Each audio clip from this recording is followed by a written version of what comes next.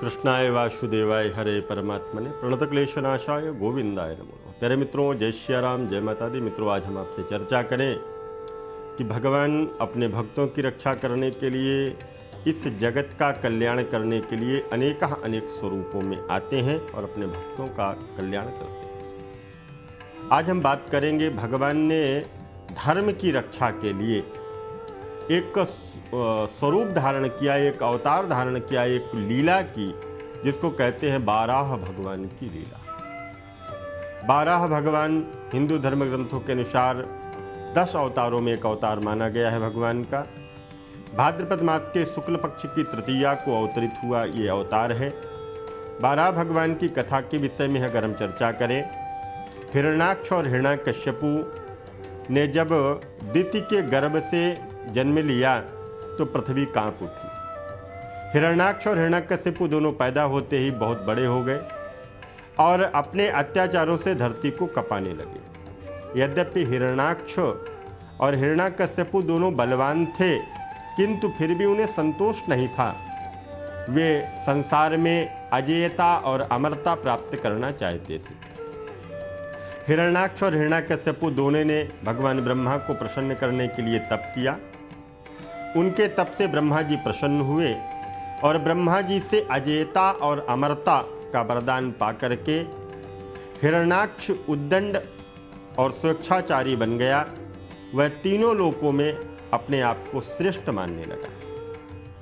हिरण्याक्ष ने गर्वित होकर के तीनों लोकों को जीतने का विचार किया।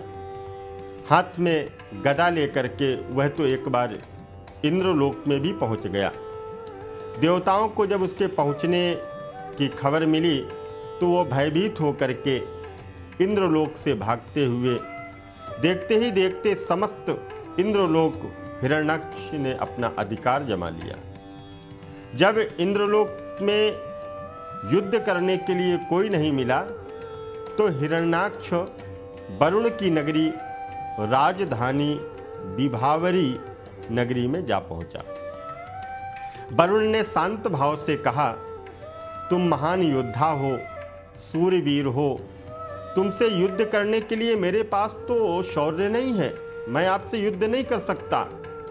तीनों लोकों में यदि आपसे कोई युद्ध कर सकता है तो केवल भगवान विष्णु को छोड़ करके आपसे कोई युद्ध नहीं कर सकता। जो तुमसे युद्ध कर सके, अतः तुम उन्हीं के पास में जाओ, मेरे पास में क्या लेने के लिए आए हो।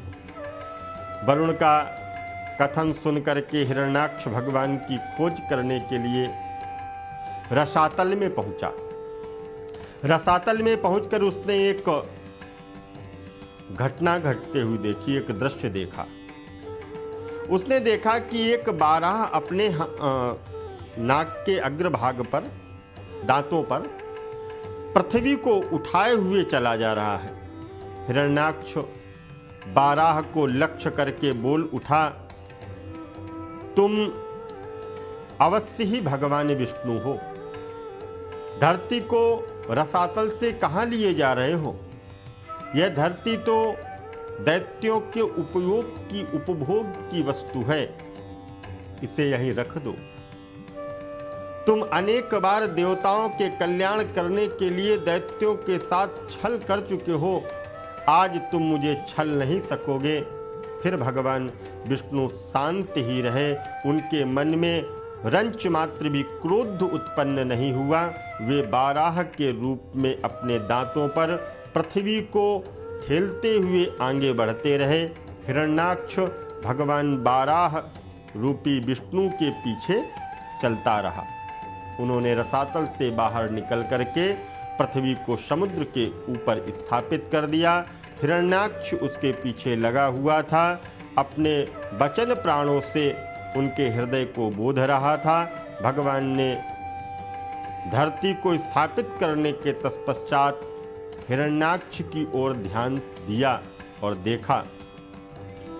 उन्होंने हिरण्याक्ष की ओर देखते हुए कहा, ओ बड़े बलवान लोग कहते नहीं हैं, वह करके दिखाते हैं। जो कहे मैं बड़ा वीर हूँ वो वीर नहीं होता। वीर तो काम को करके दिखा देते। तुम किस तरह के वीर हो?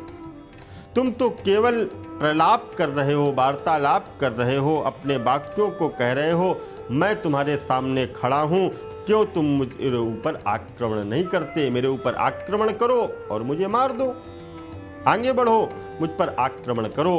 हिरण्याक्ष की रगों में बिजली दौड़ गई और वह हाथ में गदा लेकर के भगवान विष्णु के ऊपर टूट पड़ा। भगवान के हाथों से कोई अस्त्र शस्त्र नहीं था उस समय।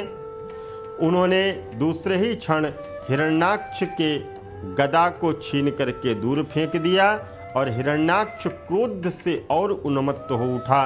वह हाथ में त्रिशूल लेकर के विष्णु की ओर झपटा। भगवान विष्णु ने शीघ्र ही सुदर्शन का ध्यान किया। सुदर्शन आया और भगवान विष्णु की आज्ञा से सुदर्शन ने उस हिरण्याक्ष का उद्धार कर दिया। तो इस तरह से भगवान जगत की रक्षा करते हैं। पृथ्वी का भगवान ने कल्याण किया। तो भगवान ने जहाँ जहाँ भक्तों ने जिस जिस भाव से बुलाया है, वैसे वैसे स्वरूपों को धारण करके भगवान विष्णु भक्तों की रक्षा करते। पुनः मिलते हैं एक नए वीडियो में, तब तक के लिए दीजिए इजाज़त। जय माता दी, जय माता दी।